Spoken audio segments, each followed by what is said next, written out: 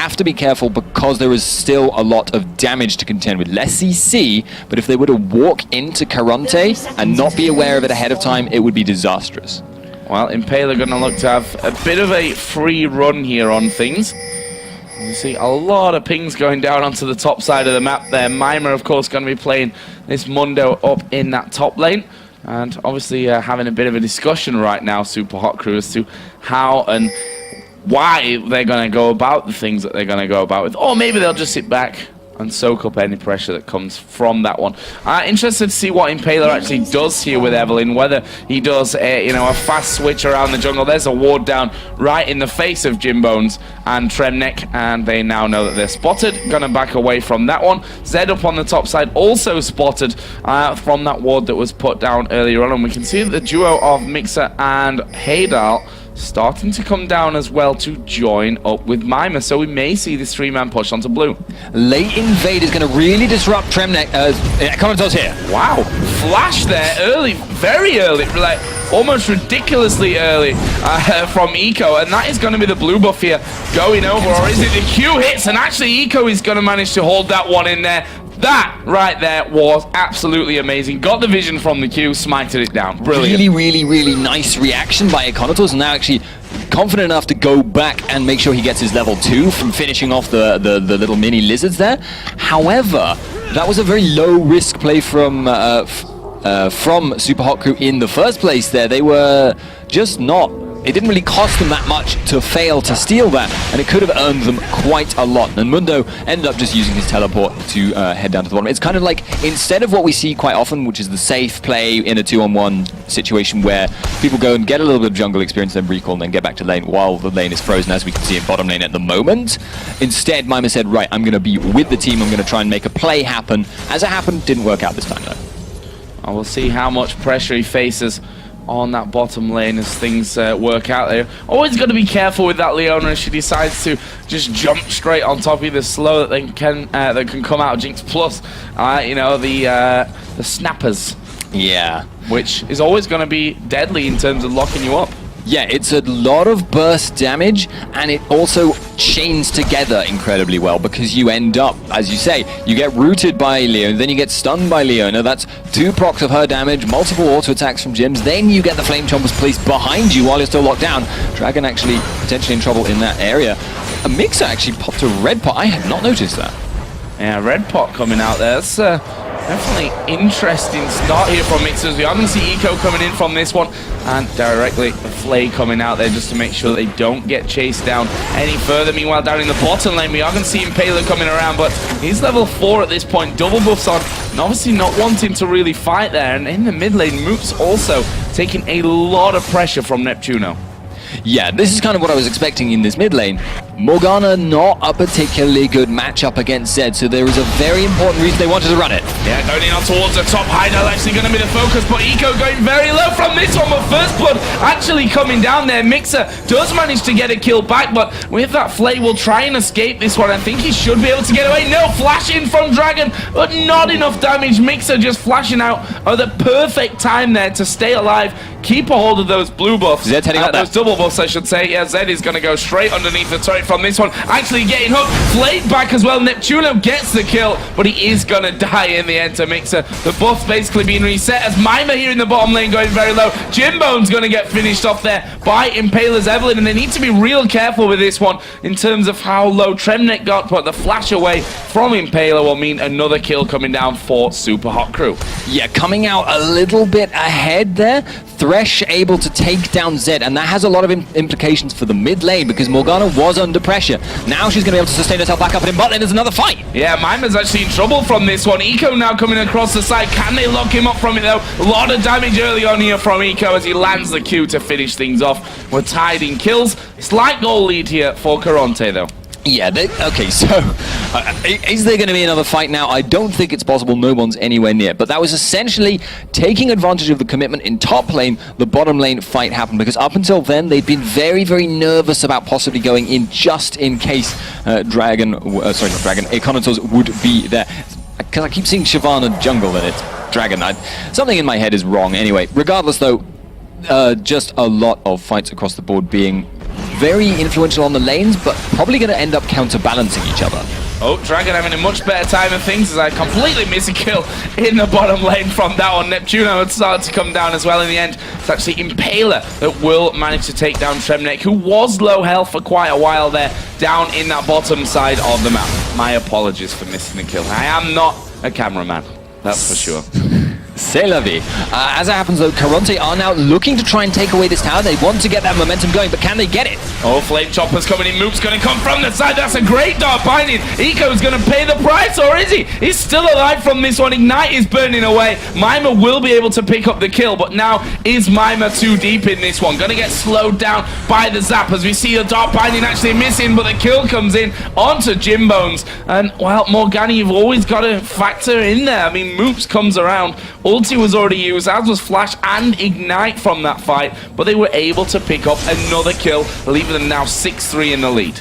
Yeah, but crucially there, the tower has been held. Super Hot Crew able to prevent that momentum going, and we said it in Champion Select, it is the signal that you're going for a siege composition if you pick Jinx. If you're not able to start pushing down towers early on, you're not going to be taking as big of an advantage as you potentially can do, and then you start to feel the difference between Jinx and Ezreal in team fights. He is so much more mobile and he's so much more less restricted by what his team is doing than Jinx is. She cannot make plays essentially alone. Oh, Dragon going to actually jump into this one in Dragon form as Lee Sin's Q will land on toward Mixer. He's in much trouble at this point. Will actually get finished off. Ignite goes down on towards Eco, and Heidel not going to have the damage really to push this one back. A nice kill picked up there by Karont3 to bring it back to 6-4. Okay, so it seems to be a constant game of one-to-ones across across the map, but at the moment it's still definitely favoring Super Hot Crew. They will have an incredibly dangerous team fight as time goes by here, with Evelynn, with Mundo, with Morgana, all of that AoE magic damage, and indeed Ezreal able to hop around the fight.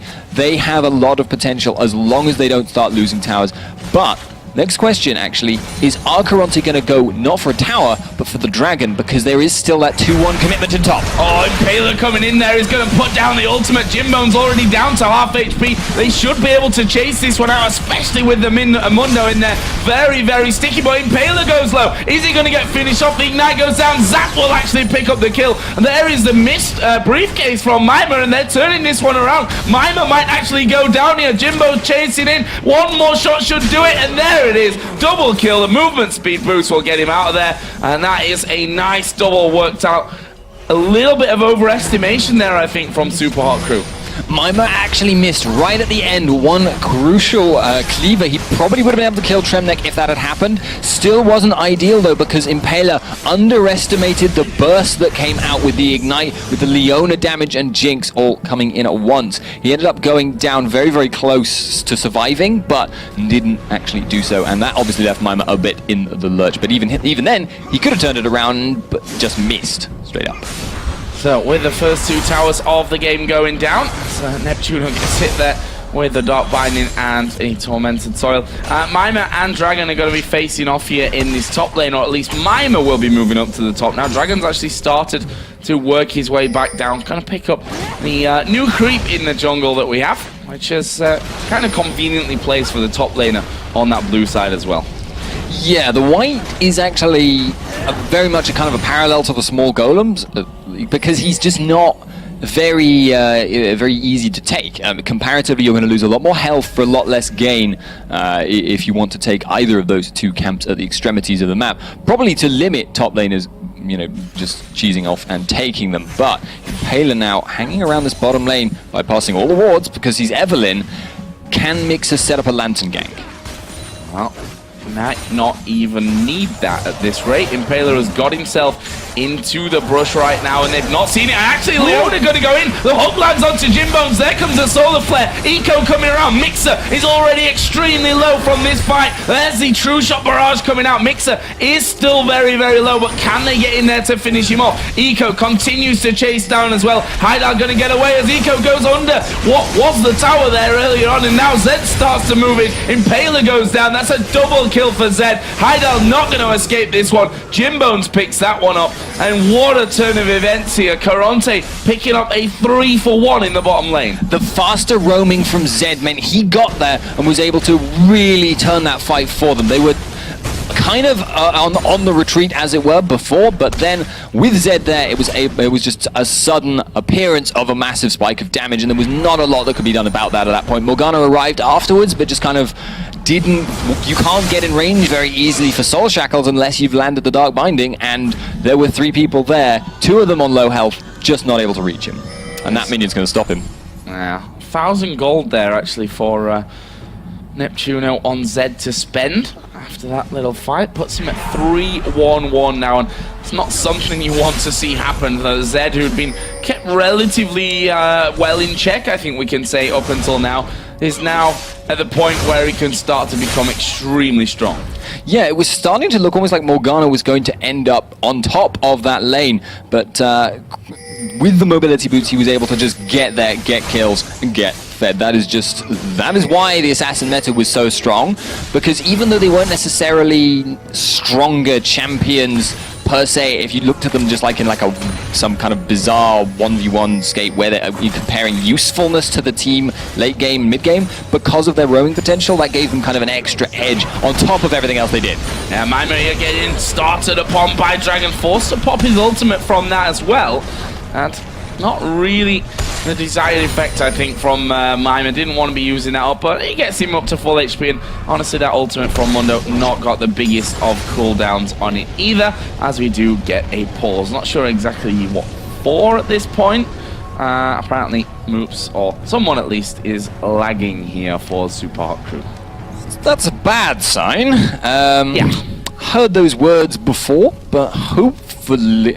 Okay, I'm not really hoping for his connection to be failing, but I'd rather that was happening than the servers were doing something funny. Exactly. It gives us a bit of time, though, to actually look down the items here and talk about some things such as the trinkets that we have in here. Only 1 sweeping lens right now across the board, and that's with Leona, who also, by the way, went for the Relic Shield start. Now up to Targon's Brace already. On the other side, slightly different with the Sightstone coming out of Thresh. Well, remember, Targon's Brace actually gives you an extra edge in pushing, which is very, very much different from what you would normally expect from Leona. Used to be, Leona was not a particularly strong pushing support. You know, something like even something relatively weak at pushing would still generally outpush Leona because she couldn't get near the minions. But with the Targon's Brace, with the ability to just execute minions below half health, she suddenly pushes almost as fast as other people. But most other champions are less willing to run that Targon's Embrace, so does seem like that is a really, really strong aspect to Leona that I feel like a lot of people aren't considering at the moment. Well, we'll see how that one develops. Again, we said it yesterday that now 3-14, this is the first major tournament that we're having, certainly in Europe. And there's still a hell of a lot to be developed, to be figured out, the numbers to be crunched and what have you. And no doubt a lot of changes still to come, of course. It's a pre-season patch and alterations will come in. Yeah, they were already made. I mean, Targon's, when it was released, was just completely out of whack in terms of how much gold it generated. As it is now, much less so. And I have to say, highlighting that issue which we mentioned before with Annie, in that the active is less useful, but that, again, comparing that to Thresh, who has no gold item and just a Sightstone, it's an interesting approach. I'm actually curious if that will catch on more and more as time goes by. We'll see that a heal coming out from that Targon's always a bonus to be having, especially in a lane where you've got no natural sustain. No, it's not a massive heal by any means, but helps you stay in there. I mean, Bloodthirst's already in for Jim Bones at this point, so it's not exactly like he's got no sustain, not able to keep himself healthy in there. Yeah, as time goes by, the Targon sustain becomes less relevant. Wow, going straight in there, the Chomper's down, and that is the combo we were talking about earlier on. Jimbo's here now going to chase off, try and get his paws on Mixer as well, but I think Mixer should be able to get away. Gets hit by Zap, but already was too close to the tower for really any problems to come in. So another nice kill coming down for Karont3. Yeah, and you could actually see an instant reaction coming out from Zed there, moving down to support the team. As soon as he saw that engage happen, he thought perhaps they could go for a dive on Mixer, but as it happened, he's decided instead to just push down the mid tower, and I wonder if they're going to fight for that. Yeah, so ridiculous amounts of damage coming out there from Jim Bones as well. And we can see with that ward, he's like, what's that? Jungle from outside the jungle? No problem for me. It's a ranged minion, which means you can farm it over the wall, which I guess is a difference from double golems in that respect. But the next point of contention is clearly going to be this dragon. Impaler is in the area, though. That makes it a very dangerous steal. Well, let's see. Impaler here going to get hit by Zap. That slows him right down, and Zed going to go in there. Lantern coming out. That will keep Impaler alive for now as Moops comes in. Shackle's going down. Jim Bones is going to fall. Used his barrier there to no real avail from him. Tremnik now the focus. Flash from Dragon at the backside. Meanwhile, the Dragon itself doing a lot of damage here and will be picked up. That was a great reaction from Super Hot Crew. Really nice box from Mixer there, landing it in the middle of everyone and just... like, at that point, Karont3 had already committed very, very heavily, and he just split them in half. He made them all think, actually, do I want to run, do I want to stay? None of the choices were good ones, and so they just spread apart and ended up falling down. Impaler there just kind of witnessed a flying Lee Sin. Yeah, flew straight past him, and Nico actually going over towards the guns. And Impaler is recalling at this point. So let's have a look down some of the other items. The Zhonya's Hourglass almost complete for Moops. And when I say almost... it's quite noisy. Yeah, it's pretty noisy, that recall animation. It's not quite Oktoberfest Gragas, but it's still pretty impressive. But that Zhonya's is now finished for him. On the other side, Zed with the Blade of the Ruin King. Went mobility boots here, which is obviously playing to the fact that he has moved a lot, specifically towards this bottom lane. Yeah, it has indeed. I actually wonder, though, at the moment if he's... Yeah, he's not going to be able to get that at the moment. There's just a few too many wards down there, and that just makes it a little bit difficult. But at the moment, it seems like his aim in these team fights is to try and destroy Evelynn, but that is now being countered out. There has been a Zhonya's Hourglass pickup, which is very, very... difficult for him to deal with. Obviously, Deathmark makes things difficult, and that in turn now means that Impaler is much, much safer in forcing these engages because she's been the first person in these battles thus far. Previously had to worry about being bursted out in spite of her shield. Now, maybe not so much. I saw the pink ward go down from Impaler. Obviously, changed a lot really in this patch. Now no longer invisible, but has 5 hit points, I guess we can really call it. So that'll be probably taken away here once Super Hot Crew realize what they can go for, as we are going to see them going full on towards Impaler. But again, Mixer having that lantern in the right place at the right time will keep him alive. Yeah, Mixer's making the plays thus far. We had that box before. We also, in the same team fight, had the lantern that enabled Impaler to take almost no damage from Zed's Deathmark because he took it at the exact moment where Zed appeared, having teleported, and just zoomed out of the way and avoided all the follow-up. Now, this top lane pushed down pretty heavily by Mima, who been relatively quiet, as has Dragon, since we've come into this phase where they end up in a position together there, as we are going to see Moops going in on towards Jim Bones, who's between the towers, picks up the kill, going to speed out there. Wow, Impaler getting kicked in towards him there, and Jim Bones is going to pay his price for that one. Eco now being chased down by Impaler, getting himself off to a ward, but he's basically running to no man's land. That will be a double kill coming down from Impaler. Questionable place to fight from Karont3. Yeah, they were going very, very deep, and it was just a lack of awareness, I think, that of where Mima was. He was able to get there much, much quicker than they were anticipating. Popping that ultimate does make Mundo very, very quickly, but they're going to go for Tremnik. Wow, box coming down. Lantern going to be used here. Impaler gets himself now another one. He's on a rampage at 6-2-3. Got himself that needlessly large rod added in as well at this point, and he's up at 1,400, 1,500 gold, 1,700 for Mima as well. But Super Hot Crew, they're managing to pick up these kills where you maybe wouldn't expect them. Yeah, they are really, really playing that kind of aggressive roaming style. They're going for picks much less than team fights. Karont3 much more orientated on those kind of larger engagements at the moment. But That does mean that kind of part and parcel to mobility and to that ability to roam and get picks is that you start taking a couple more towers off the back of them, because you create more map pressure, you create more opportunities for your laners to then take their towers, and that's giving them a little bit of an edge on that, and that's why you can also see that small gold advantage opening.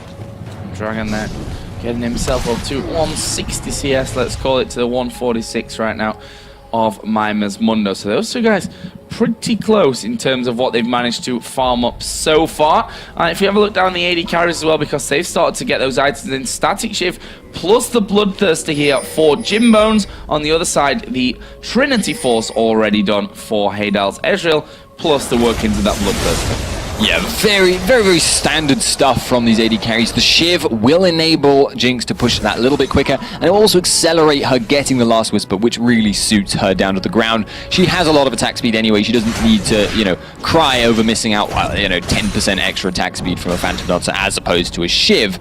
That will just mean she is now able to potentially support, a little bit more in terms of the lane rotations. Tremnek, though. Or not. He got corked. Nothing happened. Knocked back from that one, trying to get in there, but be careful. This Morgana now with an extra blasting one in there is gonna be putting down a lot of damage. And look at this, Jimbone's being stalked through the jungle by Impaler. He's gonna throw down the Flame Chompers, but Impaler's still going in there and might not even need Impaler at this rate. There's a barrier coming out. Impaler gets himself another kill now, up to 7-2-3. I think Heydal would have really liked if his teammate had have given that one over to him though. Well, you can't, it's kill securing, you can't let it go. There's always that small chance he might have had double flash due to a bug or something. But regardless, it does look like at the moment the next point of contention is going to be this red buff. Neptuno wants this, but I really don't think he can afford to try. Yeah, Flayback coming in there, and he decides, I'm just going to leave. Morgana was coming in as well, and that sets them up perfectly for the Dragon, which has just spawned in. Heydal, of course, just jumping straight over the back of the wall. The rest of the Super Hot crew doing that one. No contest here on this Dragon, and that puts Karont3 behind by 3,500 gold. Starting to build a bit of a significant gold advantage now. Super Hot crew have had the edge in a couple of these little engages at the moment, and now it seems like Neptuno has boots of mobility, but I don't think that's going to be enough to outrun Mimer. No, Mimer chasing in for this one. Hook and the binding land onto Neptuno. He will go down. It's Mimer that picks that one up, and again, just out of position. We've seen that in these last 10 minutes that Karont3, out of position, have lost 3-4 kills, I think, until now. And it's that solo queue mentality of just being able to capitalize off of mistakes the Super Hot crew are employing here. You see someone out of position, you snap down on them, you jump on them. It works really, really well, and they're employing it to very great effect. Impaler being spotted out there, but I don't think they're going to go for that either, really. No.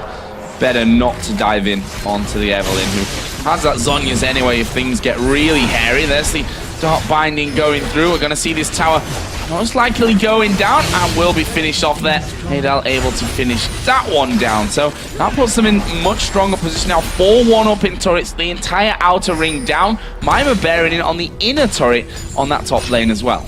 And that is one of the things about a Mundo in top lane, is he is so difficult to kill, and he does clear the waves pretty well, but they're going to go for the engage in mid instead. Oh, Impaler going to get down the damage. Actually a good solar flare coming out, but Mimer's right at the front of them. We see their eco going to be chased down by Heydal, so let's get back to the main of the fight. There is the death mark coming in, but onto Mimer, you can see it's barely scratched the guy, and Zed is going to go back to his shadow. Nice little juke from Neptuno. He's going to pay for it with his life though, and now Tremnek, who came in to save him, will also pay for it with his life. Impaler using the hourglass and actually comes off with the lantern as well. He's actually going to escape that one. Moops doing exactly the same, flashes away. Dragon trying to get in there for a kill. He falls as well. Finally we see Morgana go down, but that will be an ace for Super Hot crew. Absolutely beautiful damage juggling there. Karont3 were just getting so close. They would get, they were a bull to a matador. They just were not quite able to ever land a decisive blow. And as a result, they just took a, what was 5 for nothing? 5 for 1? 5 for 1. 5 for 1. That is pretty serious, actually, at that point, especially considering now the gold is suddenly ballooning up to, 7,000, 8,000. Yeah, really, that gap's starting to grow on them. More items coming in from that one. Bloodthirster done now for Heidel, along with a pickaxe. So moving his way up nicely towards that, Last Whisper. The item name has been in the game for a very long time, just suddenly decides, you know what, I'm going to leave Joe's head for a moment and confuse him.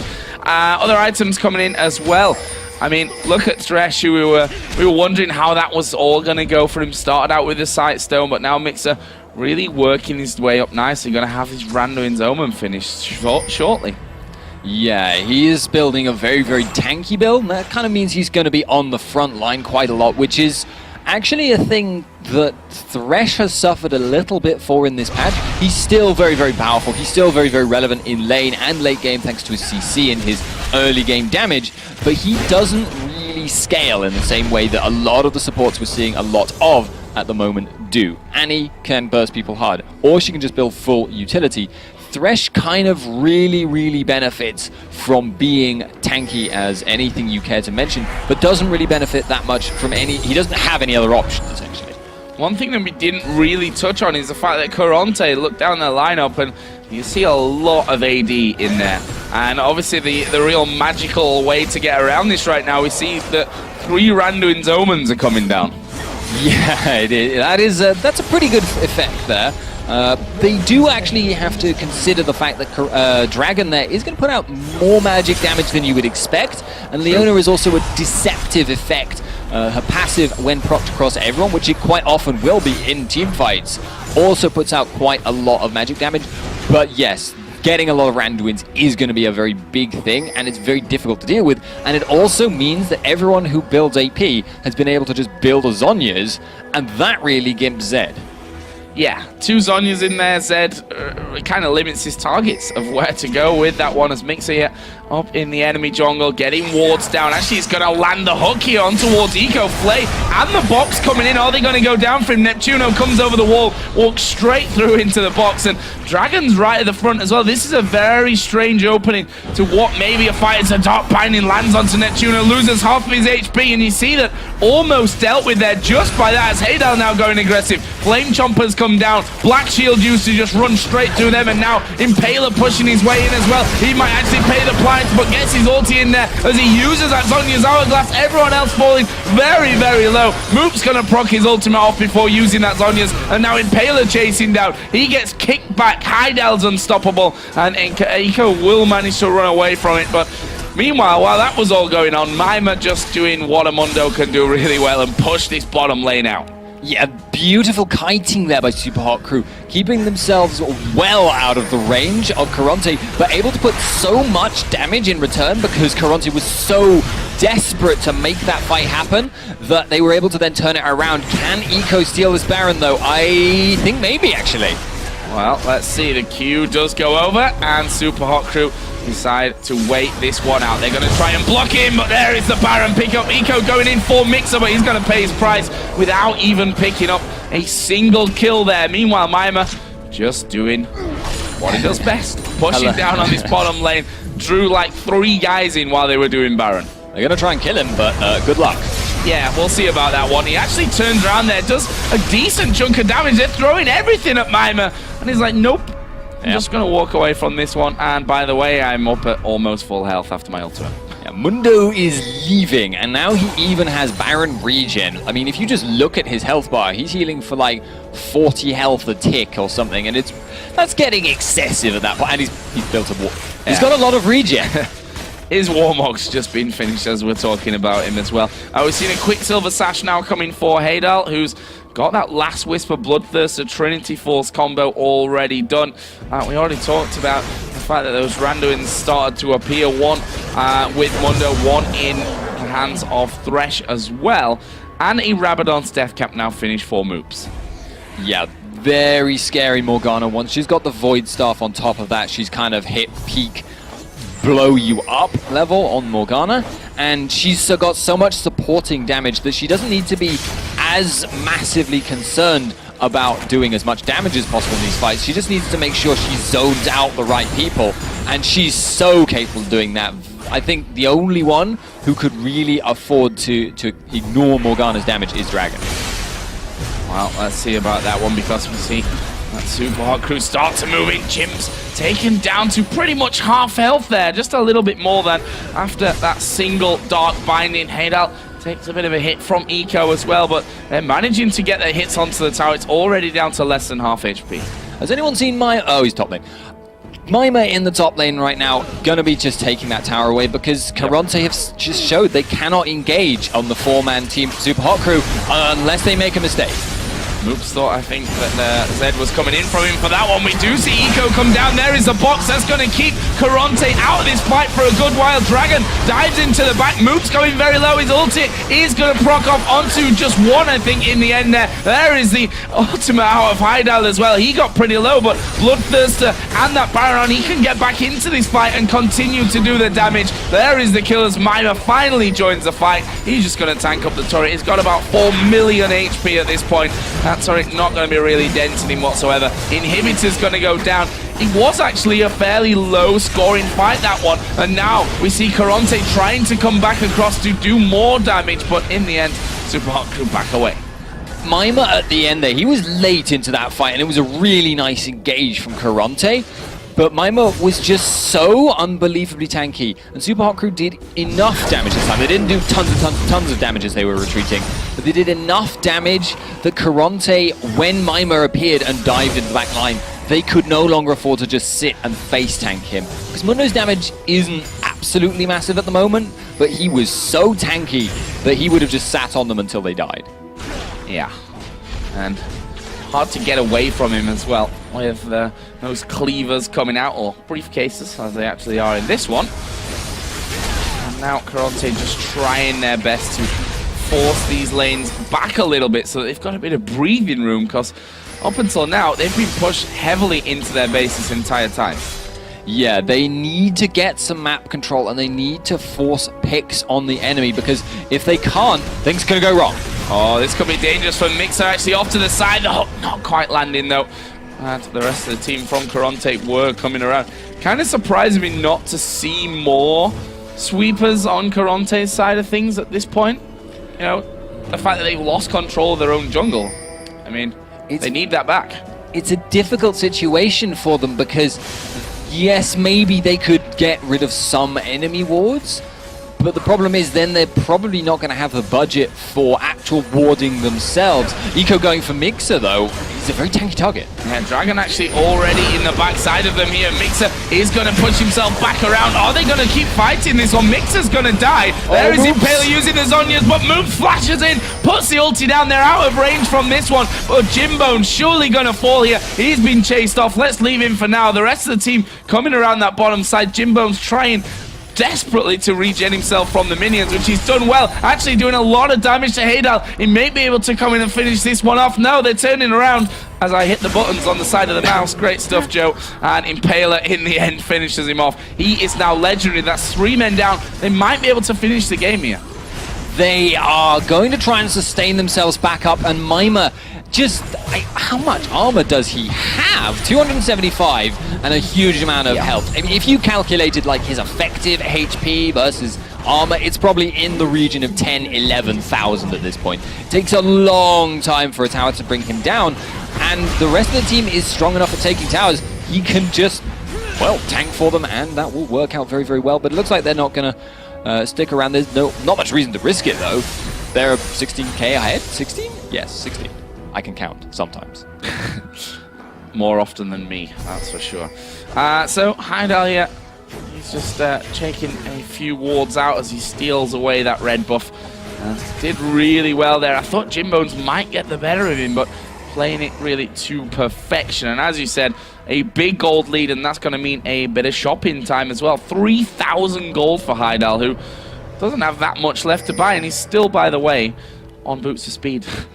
Well, Boots of Speed, you know, that you can upgrade your boots, yes, but is it really the most efficient choice you can manage? Because at a given time, you know, getting those extra boots upgrades are not going to be, is not necessarily going to be the most efficient thing you can do. But I just want to know, again, I know I keep mentioning it, but Mundo now has Thornmail as well. I think he feels that armor is the way to go now, and rather than health.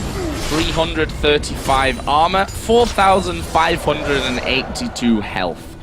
That's a lot of numbers that Mundo has behind him at this point. And you can see his health bar just ridiculously large right now. Towers, not a problem for him. Both of the Nexus turrets wouldn't be a problem for him to just get in there and tank up if they need to really do that one to get this game going. As Mixer gets hit, he's also got himself a Randuin's Omen and a Sunfire Cape now as well. Oh, yeah, okay, so that's actually a little interesting thing, but I may have to talk about it later because I suspect there could be engage here. Karont3 very much at a point now where they have very little choice. They have to make an engage happen or they will fall down to Mimer's split pushing now. But Sunfire Cape on Thresh does actually have a couple of issues because if you're putting yourself in position to use the Sunfire Cape, quite often you're putting yourself out of position for the Lantern.